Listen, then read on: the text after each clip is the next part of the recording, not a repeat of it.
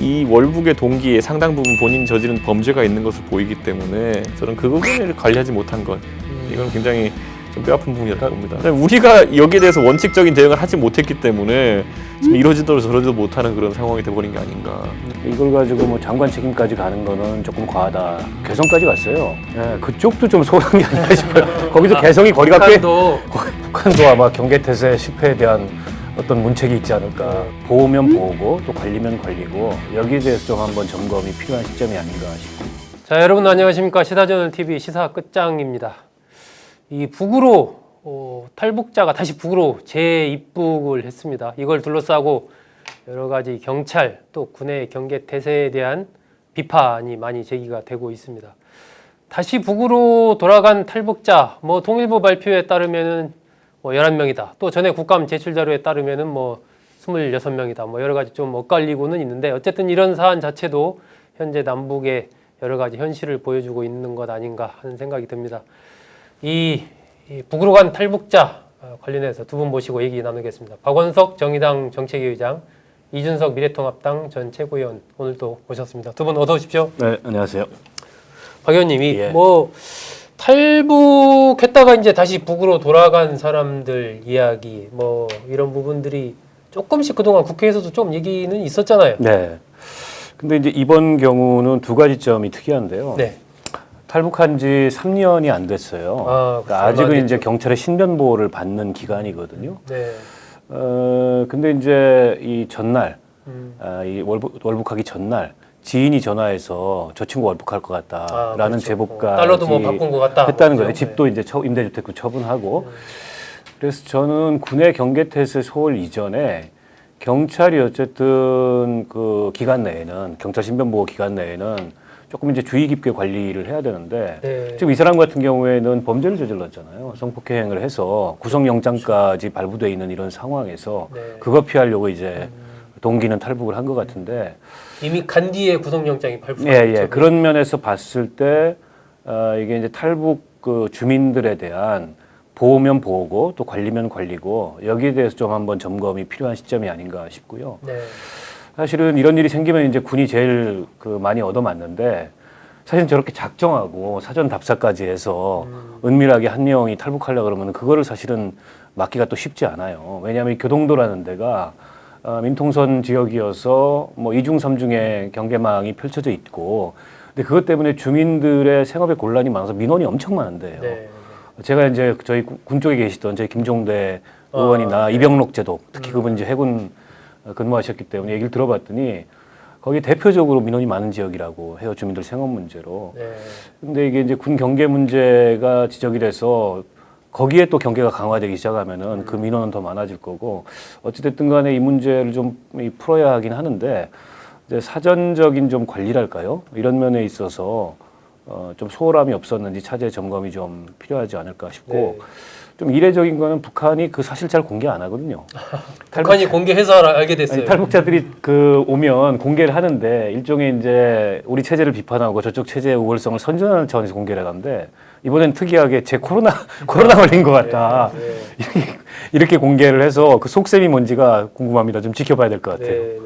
이준석 최고위원 어떻게 봅니까? 북한이 사실 공개한 방식이 이례적이라서 저도 봤을 땐 코로나 이제 북한에서 자기들은 걸린 사람 없다 이렇게 얘기했었는데 더 이상 구호만으로 버틸 수 없는 상태가 되다 보니까 면피용으로 이제 우리한테 뒤집어 씌우려는 거구나. 이 정도의 생각을 지금 하고 있거든요. 그러니까 그리고 이 경계 실패라는 거는 예전에 목선 같은 경우에는 글쎄요, 이게 해안선이 워낙 넓기 때문에 어디로 들어올지 모른다라는 측면이 있어가지고 좀 비판이 들었다면 이번에는 철책선 같은 경우에는 사실 감시가 집중된 곳인데 발견하지 못했으니까 그 불안감이 더 크지 않은가 이런 생각을 하고요.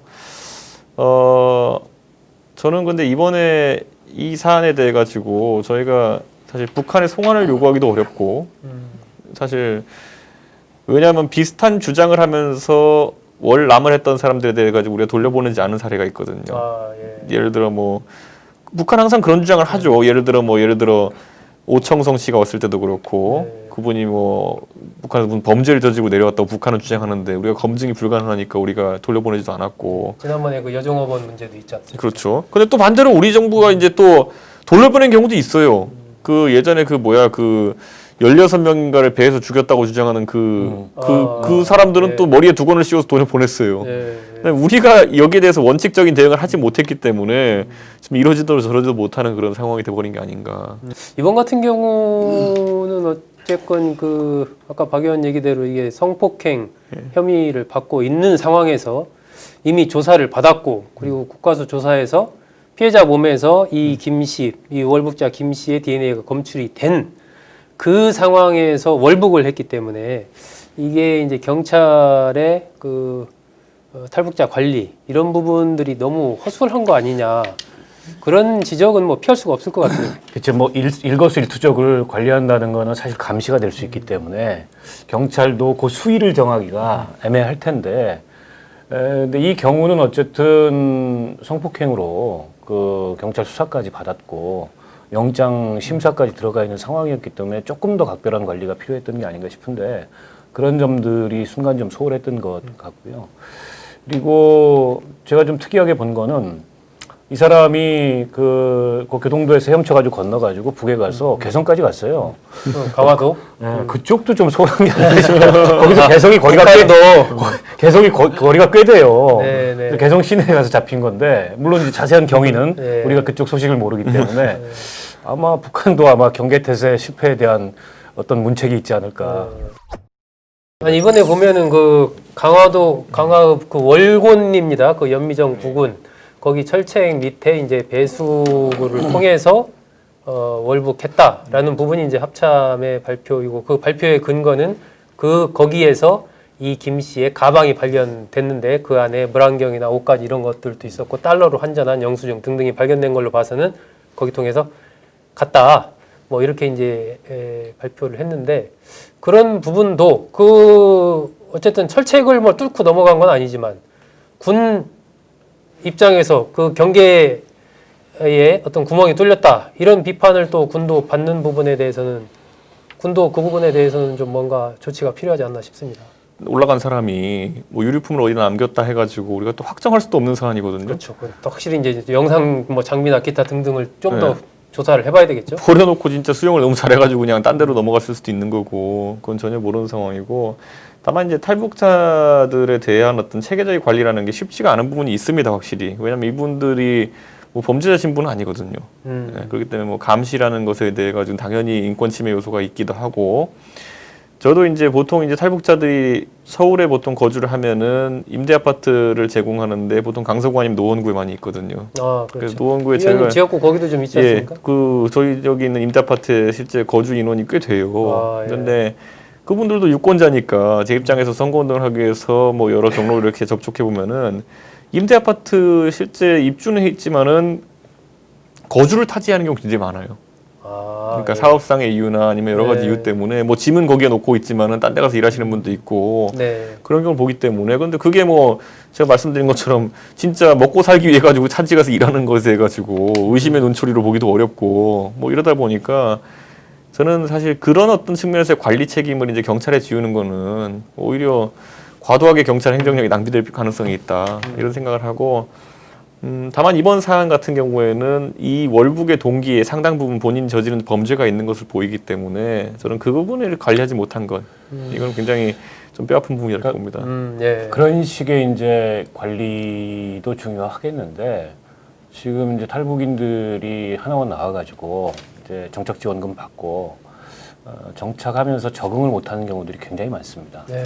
그러니까 이거는 관리라는 게 일종의 이제 그 사람들의 동선이나 일거수일투족을 뭐 체크하고 기록하는 이런 차원의 문제가 아니고 불가능하죠. 이게 이제 잘 적응할 수 있도록 지원하고 이런 문제일 텐데 이게 이제 탈북자 수가 많아졌잖아요. 예. 그리고 앞으로는 어쩌면 더 많아질 수도 있습니다.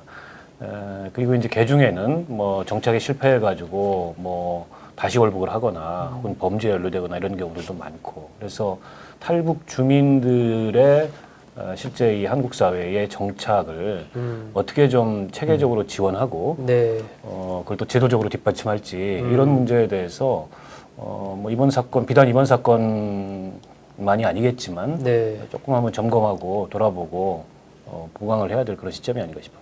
예. 정경두 국방부 장관이 국민께 송구하다.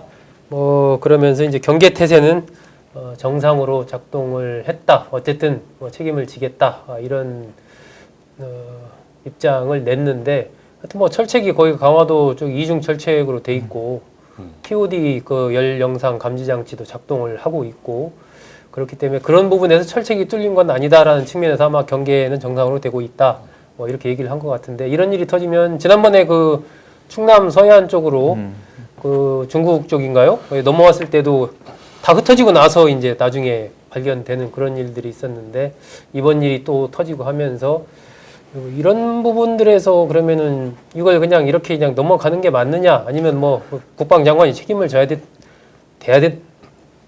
되냐, 말아야 되냐, 이런 논란도 좀 나오는데, 두 분은 국방장관 책임론 이 부분에 대해서는 어떻게 생각하세요? 저는 군은 전쟁을 이길 생각을 해야 되는 것이지, 저는 이 경계라는 것도 사실 경계를 강화하면 어떻게 하겠습니까? 철책선을 다 세워놔야 되는 것이고 사람 세워놔야 되는 것이고, 그게 그러면 전력의 상당 부분이 되어버려서도 곤란한 거 아니겠습니까? 그러다 보니까 이거는 좀 냉정하게 될 필요가 있다. 네. 막을 수 있는 것이냐 없는 것이냐, 그걸 따져봐야 되는 거고, 사실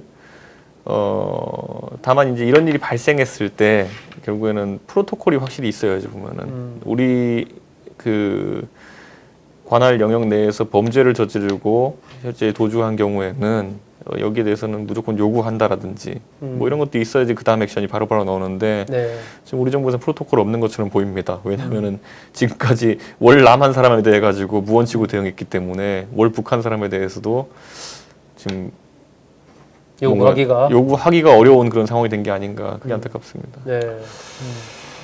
글쎄요, 경계태세의 문제라면 결과적으로 그렇긴 한데, 근데 이게 말씀하셨듯이 철책선이 뚫린 것도 아니고, 어떻게 보면은 이제 우리 이 경계태세 허점이죠. 경계망의 허점인데, 네. 그걸 이제 잘 교묘하게 뚫고 나간 건데. 어떻게 거기까지 다 그걸 또 파악을 했어요? 이 월북자는? 아마 이제 이 사람은 유경험자잖아요. 네. 올 때도 글로 오고 갈 때도 글로 간 건데, 사전에 답사까지 해가지고 치밀하게 준비해서 올 때보다 장비도 훨씬 더 좋았겠죠.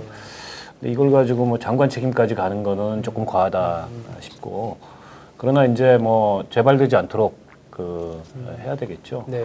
근데 과거에 이제 군이 늘 비판받았던 거는 이런 일이 생기면 숨기려고 애를 많이 썼습니다. 근데 이번 경우는 북이 발표하기 전까지 탈북했는지도 사실 탈남했는지도 월북했는지도 몰랐던 거예요. 네, 네. 왜냐면 흔적이 하나도 안 남았으니까. 그리고 이제 군이 어쨌든 그게 알려지고 난 뒤에 숨김없이 어쨌든 과정이나 이런 걸 경로나 이런 걸 공개하겠다고 얘기하니까 그걸 네. 좀 지켜보는 게 우선일 것 같아요. 네. 이번 일을 계기로 어쨌든 이 서해 쪽에 그런, 이번 같은 경우도 그 배수구에, 보통 우리가 배수구하면 그 뚜껑 같은 게 좀 있는데 거기에 아마 좀 틈이 있었지 않나 싶습니다. 그런 부분들 좀 점검을 하고 이 탈북자 관리라든지 이런 부분에 대해서 다시 한번 좀 살펴보는 그런 계기로 삼아야 되지 않을까 싶습니다. 이게 남북 관계 길게 봤을 때 북한에 만약 코로나 바이러스가 터지게 되면은 그때 남한에서 들어온 탈남인 때문에 그런 거 아니냐라는 또 핑계를 북한이 그 빌미로 또 남을 공격하지 않을까, 이런 분석도 나오고 있는데, 그런 상황까지 가지 않기를 좀 바랍니다.